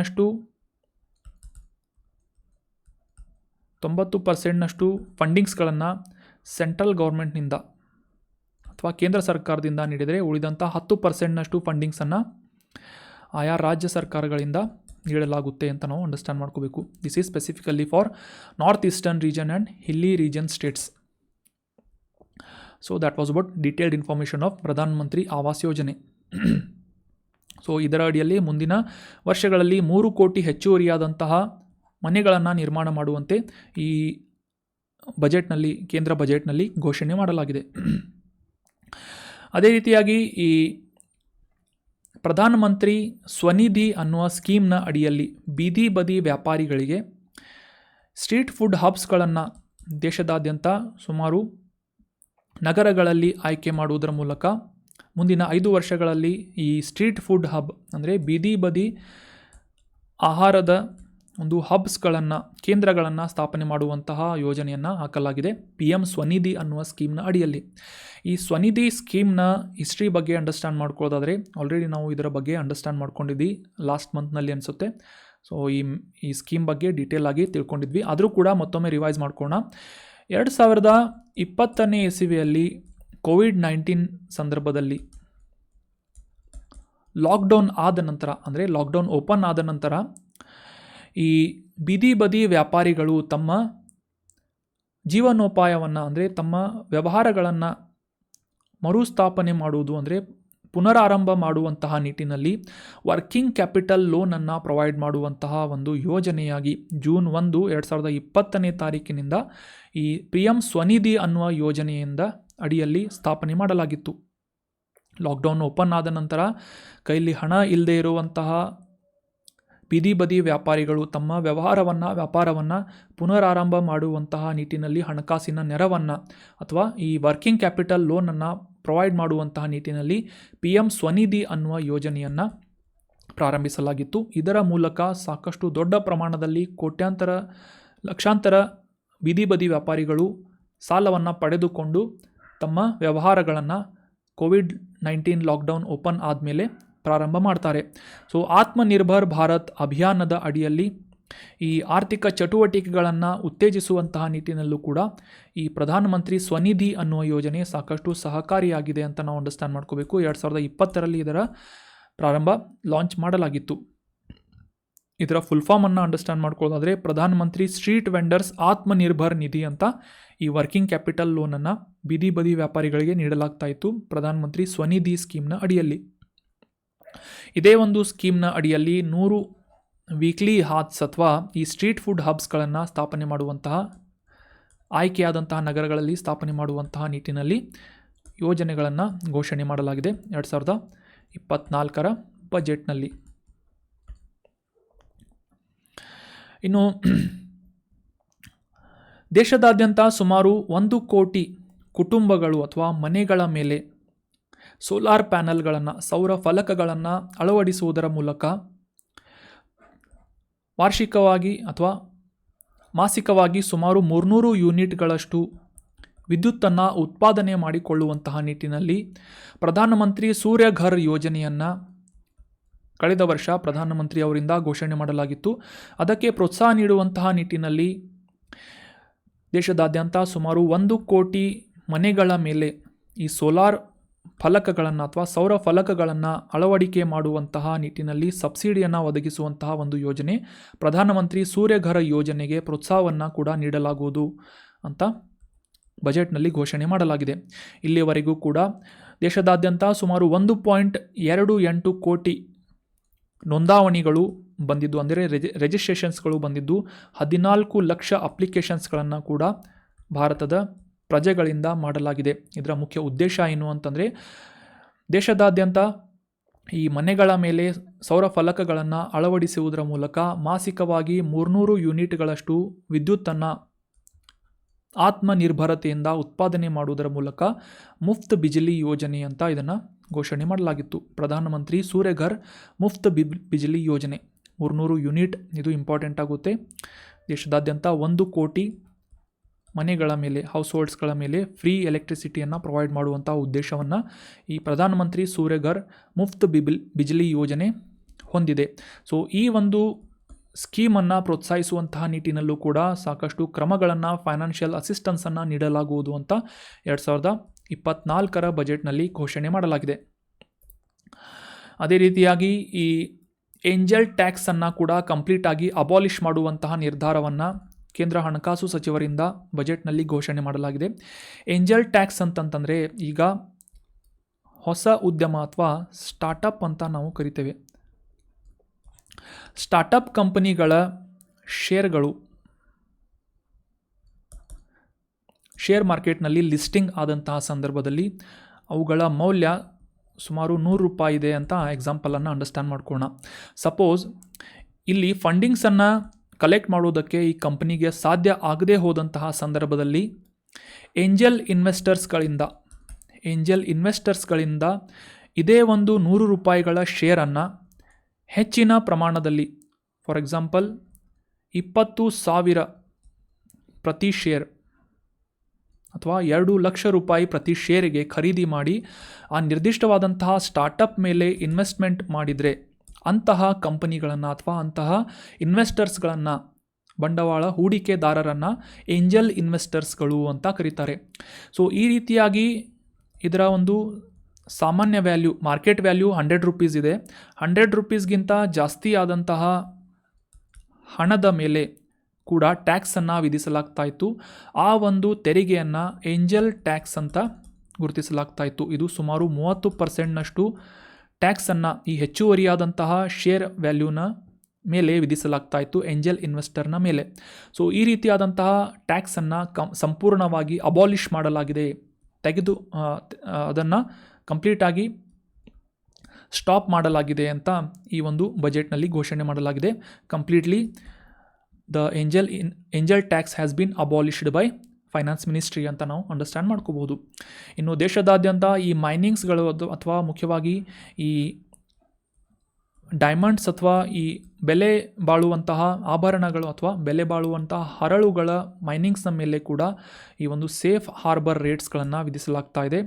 ಸೆಲ್ಲಿಂಗ್ ರಾ ಡೈಮಂಡ್ಸ್ ಅಂದರೆ ಭಾರತದಲ್ಲಿ ಈ ಡೈಮಂಡ್ಸ್ಗಳ ಉತ್ಪಾದನೆಗೆ ಅಥವಾ ಅವುಗಳ ಒಂದು ಪಾಲಿಷ್ ಮಾಡಲಾಗ್ತಾ ಇತ್ತು. ಆ ಒಂದು ಪ್ರೊಸೆಸ್ಸಿಗೆ ಕೂಡ ಸಾಕಷ್ಟು ಪ್ರೋತ್ಸಾಹವನ್ನು ನೀಡಲಾಗ್ತಾ ಇದೆ ಅಂತ ನಾವು ಇಲ್ಲಿ ಅಂಡರ್ಸ್ಟ್ಯಾಂಡ್ ಮಾಡ್ಕೋಬೋದು. ಅದೇ ರೀತಿಯಾಗಿ ಈ ಕಾರ್ಪೊರೇಟ್ ಟ್ಯಾಕ್ಸ್, ವಿದೇಶಿ ಫಾರಿನ್ ಕಂಪನೀಸ್ಗಳು ಹೊಂದಿದ್ದಂತಹ ಕಾರ್ಪೊರೇಟ್ ಟ್ಯಾಕ್ಸ್ನಲ್ಲೂ ಕೂಡ ಸಾಕಷ್ಟು ಇಳಿಕೆಯನ್ನು ನಾವು ಕಾಣ್ಬೋದು. ಇದಕ್ಕಿಂತ ಹಿಂದೆ ವಿದೇಶದಿಂದ ಭಾರತದಲ್ಲಿ ಸ್ಥಾಪಿತವಾಗಿದ್ದಂತಹ ಕಂಪನಿಗಳು 40% ಕಾರ್ಪೊರೇಟ್ ಟ್ಯಾಕ್ಸನ್ನು ನೀಡಬೇಕಾಗ್ತಾ ಇತ್ತು. ಆದರೆ ಈಗ ಅದನ್ನು ಕಡಿಮೆ ಮಾಡಿ 35% ಕಾರ್ಪೊರೇಟ್ ಟ್ಯಾಕ್ಸನ್ನು ಇಳಿಕೆ ಮಾಡಲಾಗಿದೆ ಅಂತ ನಾವು ಅಂಡರ್ಸ್ಟ್ಯಾಂಡ್ ಮಾಡ್ಕೋಬೋದು. ಸೊ ಇದು ಕೂಡ ಇಂಪಾರ್ಟೆಂಟ್ ಆದಂಥ ಮಾಹಿತಿ ಆಗುತ್ತೆ ಫ್ರಮ್ ಎಕ್ಸಾಮಿನೇಷನ್ ಪರ್ಸ್ಪೆಕ್ಟಿವ್. ಇನ್ನು ಬಜೆಟ್ನ ಪಾರ್ಟ್ 2ನಲ್ಲಿ ಗಮನಿಸೋದಾದರೆ ಸ್ಯಾಲ್ರಿಡ್ ಎಂಪ್ಲಾಯಿಗಳಿಗೆ ಅಂದರೆ ವೇತನವನ್ನು ಪಡೆದುಕೊಳ್ಳುವಂತಹ ಸ್ಯಾಲ್ರಿಯನ್ನು ಪಡೆದುಕೊಳ್ಳುವಂತಹ ಕೆಲಸಗಾರರಿಗೆ ವಿಧಿಸಲಾಗ್ತಾ ಇದ್ದಂತಹ ಟ್ಯಾಕ್ಸ್ ಬಗ್ಗೆ, ಇನ್ಕಮ್ ಟ್ಯಾಕ್ಸ್ ಬಗ್ಗೆ ಕೂಡ ಅಂಡರ್ಸ್ಟ್ಯಾಂಡ್ ಮಾಡ್ಕೋಣ. ಈ ನ್ಯೂ ಟ್ಯಾಕ್ಸ್ ರೆಜಿಮ್ನ ಪ್ರಕಾರ 0ಯಿಂದ 3 ಲಕ್ಷ ಆದಾಯವನ್ನು ಹೊಂದಿರುವಂಥ ಅಥವಾ ಸ್ಯಾಲ್ರಿಯನ್ನು ಪಡೆದುಕೊಳ್ತಾ ಇದ್ದಂತಹ ಕೆಲಸಗಾರರಿಗೆ ಯಾವುದೇ ರೀತಿಯಾದಂತಹ ಟ್ಯಾಕ್ಸನ್ನು ವಿಧಿಸಲಾಗಿಲ್ಲ, ನಿಲ್. 3ರಿಂದ 7 ಲಕ್ಷ ರೂಪಾಯಿಗಳ ಒಂದು ಪ್ಯಾಕೇಜನ್ನು ಹೊಂದಿರುವಂತಹ ಕೆಲಸಗಾರರಿಗೆ 5%ನಷ್ಟು ಇನ್ಕಮ್ ಟ್ಯಾಕ್ಸನ್ನು, ಆದಾಯ ತೆರಿಗೆಯನ್ನು, 7ರಿಂದ 10 ಲಕ್ಷ ರೂಪಾಯಿಗಳವರೆಗೆ ಆದಾಯ ಇರುವಂತಹ ಕೆಲಸಗಾರರಿಗೆ 10%ನಷ್ಟು ಇನ್ಕಮ್ ಟ್ಯಾಕ್ಸನ್ನು, 10ರಿಂದ 12 ಲಕ್ಷ ರೂಪಾಯಿಗಳ ಆದಾಯವನ್ನು ಪಡಿತಾ ಇದ್ದಂತಹ ಕೆಲಸಗಾರರಿಗೆ 15%ನಷ್ಟು, 12ರಿಂದ 15 ಲಕ್ಷ ರೂಪಾಯಿಗಳ ಆದಾಯದ ಜನರಿಗೆ 20%ನಷ್ಟು ಮತ್ತು 15 ಲಕ್ಷಕ್ಕಿಂತ ಹೆಚ್ಚಿನ ಆದಾಯವನ್ನು ಹೊಂದಿರುವಂತಹ ಕೆಲಸಗಾರರಿಗೆ 30%ನಷ್ಟು ಈ ನ್ಯೂ ಟ್ಯಾಕ್ಸ್ ರೆಜಿಮನ್ನು ರಿವೈಸ್ ಮಾಡಲಾಗಿದೆ, ಟ್ಯಾಕ್ಸ್ ರೇಟ್ ಸ್ಟ್ರಕ್ಚರನ್ನು ರಿವೈಸ್ ಮಾಡಲಾಗಿದೆ ಅಂತ ನಾವು ಇಲ್ಲಿ ಅಂಡರ್ಸ್ಟ್ಯಾಂಡ್ ಮಾಡ್ಕೋಬೋದು. 0 to 3 lakh 0% ಇನ್ಕಮ್ ಟ್ಯಾಕ್ಸ್, ಮತ್ತು 15 ಲಕ್ಷಕ್ಕಿಂತ ಜಾಸ್ತಿ ಇನ್ಕಮ್ ಇದ್ದರೆ ವಾರ್ಷಿಕವಾಗಿ ಅವರಿಗೆ 30%ನಷ್ಟು ನ್ಯೂ ಟ್ಯಾಕ್ಸ್ ರೆಜಿಮನ್ನು, ಈ ಒಂದು ಸ್ಟ್ರಕ್ಚರನ್ನು ರಿವೈಸ್ ಮಾಡಲಾಗಿದೆ ಅಂತ ನಾವು ಅಂಡರ್ಸ್ಟ್ಯಾಂಡ್ ಮಾಡ್ಕೋಬೋದು. ಸೊ ಈ ಒಂದು ನ್ಯೂ ಟ್ಯಾಕ್ಸ್ ರೆಜಿಮ್ನ ಮುಖಾಂತರ ಸ್ಯಾಲ್ರಿಡ್ ಎಂಪ್ಲಾಯಿಗಳು ವಾರ್ಷಿಕವಾಗಿ ಸುಮಾರು 17,500 ರೂಪಾಯಿಗಳಷ್ಟು ವ್ಯಾಲ್ಯೂವನ್ನು ಸೇವ್ ಮಾಡಬಹುದಾಗಿದೆ ಅಂತ ಕೂಡ ಕೇಂದ್ರ ವಿತ್ತ ಸಚಿವರಿಂದ ನಿರ್ಮಲಾ ಸೀತಾರಾಮನ್ ಅವರಿಂದ ಮೆನ್ಷನ್ ಮಾಡಲಾಗುತ್ತೆ. ಇನ್ನು ಓವರಾಲ್ ಆಗಿ ಗಮನಿಸೋದಾದರೆ ಇದು ಸಾಕಷ್ಟು ಬ್ಯಾಲೆನ್ಸ್ಡ್ ಆದಂತಹ ಮತ್ತು ಹೊಸ ಸ್ಕೀಮ್ಗಳನ್ನು ಘೋಷಣೆ ಮಾಡದೇ ಇರುವಂತಹ ಒಂದು ಬಜೆಟ್ ಅಂತ ನಾವು ಇಲ್ಲಿ ಅಂಡರ್ಸ್ಟ್ಯಾಂಡ್ ಮಾಡ್ಕೋಬೇಕು. ಆಲ್ರೆಡಿ ಇದ್ದಂತಹ ಸ್ಕೀಮ್ಗಳನ್ನು ಮತ್ತು ಕಾರ್ಯಕ್ರಮಗಳನ್ನು ಪ್ರೋತ್ಸಾಹ ಮಾಡುವಂತೆ ಬಜೆಟ್ ಅಲೋಕೇಶನನ್ನು ಮಾಡಲಾಗ್ತಾ ಇದೆ.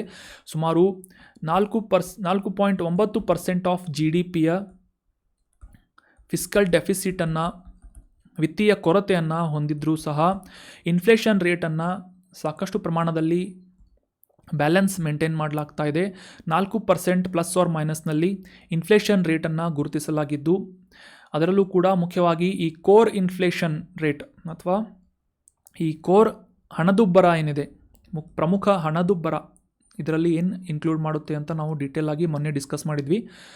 ಕೋರ್ ಇನ್ಫ್ಲೇಷನನ್ನು ಸಿಂಪಲ್ ಆಗಿ ಅಂಡರ್ಸ್ಟ್ಯಾಂಡ್ ಮಾಡ್ಕೊಳ್ಳೋದಾದರೆ ಮಾರುಕಟ್ಟೆಯಲ್ಲಿರುವಂತಹ ಪ್ರಮುಖ ಉತ್ಪನ್ನಗಳಲ್ಲಿ ಆಹಾರ ಪದಾರ್ಥಗಳು ಮತ್ತು ಈ ಇಂಧನವನ್ನು ಎಕ್ಸ್ಕ್ಲೂಡ್ ಮಾಡಿಕೊಂಡ್ರೆ ಉಳಿದಂತಹ ಉತ್ಪನ್ನಗಳಲ್ಲಿ, ಆ ಒಂದು ಬಾಸ್ಕೆಟ್ನಲ್ಲಿ ಉಳಿದಂತಹ ಉತ್ಪನ್ನಗಳಲ್ಲಿ ಆಗ್ತಾ ಇರುವಂತಹ ಮೌಲ್ಯದ ಹೆಚ್ಚಳವನ್ನು ಅಥವಾ ಆ ಒಂದು ವ್ಯಾಲ್ಯೂನ ಇನ್ಕ್ರೀಸನ್ನು ನಾವು ಇನ್ಫ್ಲೇಷನ್ ಅಥವಾ ಕೋರ್ ಇನ್ಫ್ಲೇಷನ್ ಅಂತ ಗುರುತಿಸ್ತೇವೆ. ಇದರಲ್ಲಿ ಡಿಫರೆನ್ಸ್ ಏನು ಅಂತಂದರೆ, ಸಾಮಾನ್ಯವಾಗಿ ಕನ್ಸ್ಯೂಮರ್ ಪ್ರೈಸ್ ಇಂಡೆಕ್ಸ್ ಅಥವಾ ಕನ್ಸ್ಯೂಮರ್ CPI ಇನ್ಫ್ಲೇಷನ್ ಅಂತ ನಾವು ಗುರುತಿಸ್ತೇವೆ.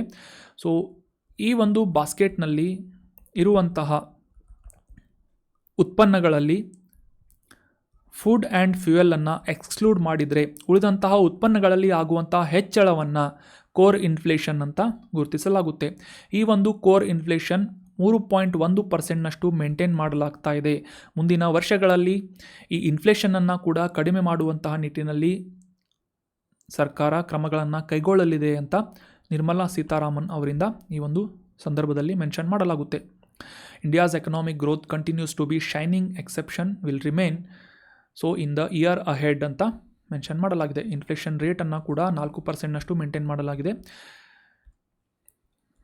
ಕೋರ್ ಇನ್ಫ್ಲೇಷನ್ 3.1% ಇದೆ ಅಂತ ನಾವು ಅಂಡರ್ಸ್ಟ್ಯಾಂಡ್ ಮಾಡ್ಕೋಬೋದು.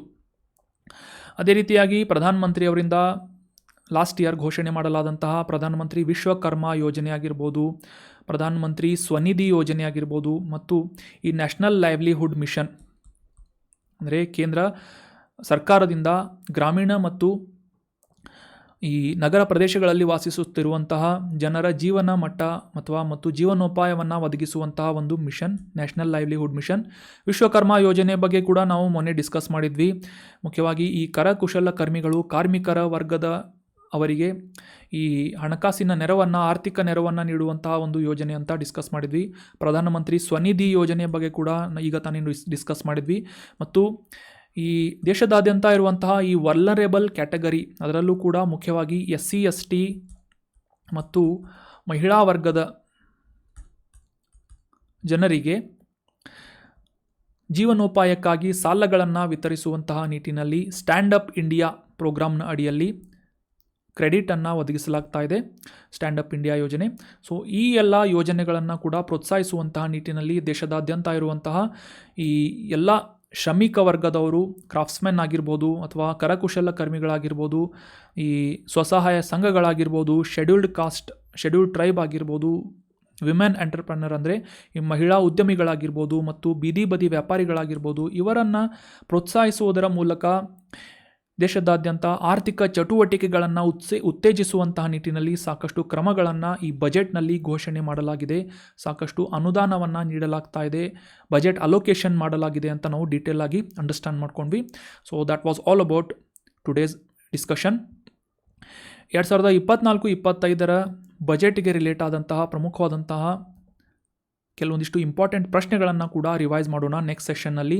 Thank you so much for joining the discussion ಹೇಗೆ ಅನ್ನಿಸ್ತು ಅಂತ ಪ್ಲೀಸ್ ಕಮೆಂಟ್ ಮಾಡಿ. Thank you so much. Have a nice day.